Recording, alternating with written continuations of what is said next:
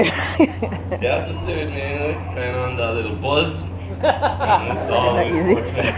420. I know. Okay. Yes, you know. Let's see. Yo. Alright.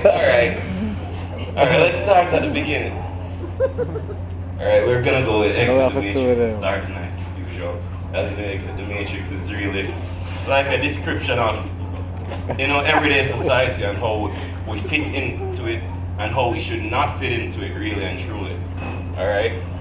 It's the Matrix, it's the world in front of your eyes that it's an illusion. You need to exit that. So it starts. The inception of my conception were these questions like, what is life? Love internally, functioning externally. What is pride? Power representing internal definitions ecstatically. What is the mind? Moving in between never-ending dimensions. What is time? Thoughts implemented for mental enslavement. You see my mindset among stars like astronauts with the mindset of Warhol and Basquiat, eclectic, eccentric, electric. Calculate my steps metric out the matrix, the race to be A-list I chased it, but encountered narcissists, Pharisees and racists. I slipstream within and found the universe through Kush travel.